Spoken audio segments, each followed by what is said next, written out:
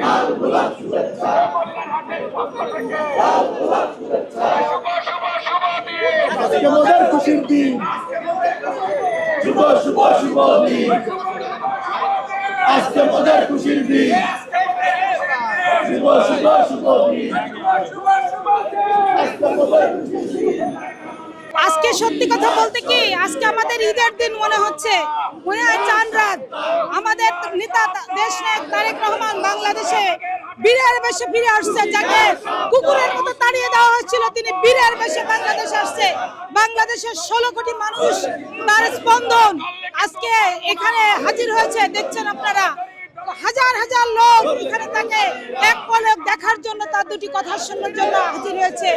আমাদের এই ঈদ বহন করে তারেক রহমানের জনপ্রিয়তার অবস্থা শীর্ষে। বাংলাদেশের যে গণতন্ত্র বিলীন ছিল, সেই গণতন্ত্র প্রতিষ্ঠিত হবে আজকের এই তারেক রহমানের স্বদেশ প্রত্যাবর্তনের মাধ্যমে। আমরা আজকে অত্যন্ত আনন্দিত এবং ধন্য, অনেক খুশি আজকে আমরা। আমি বাগেরহাট থেকে আসছি, আমি বাগেরহাট জেলা মহিলা দলের সভাপতি। আমরা বাগেরহাট থেকে আসছি, অনেক কষ্টে রাত্রে আসছি। আমরা রাতে এসে সারা রাত এখানে ছিলাম। মনে হয় যেন প্রথম কেউ মা হলে যেমন একটা আনন্দ পায়, আমরা সেই মায়ের মতো আনন্দ পাচ্ছি। আমরা ঈদে এত আনন্দ পাই না আজকের মতো এত আনন্দ।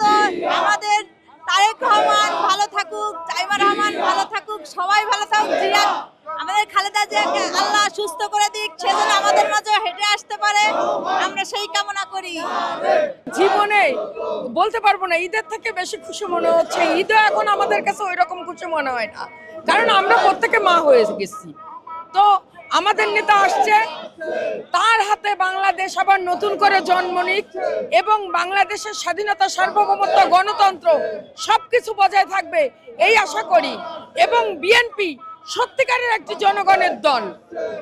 এই দলটি যদি ক্ষমতায় আসে, বাংলাদেশের 18 কোটি মানুষ নিশ্চিন্তে মায়ের কোলে যেমন সন্তান থাকে, বাংলাদেশের জনগণও সেইভাবে থাকবে আশা করি।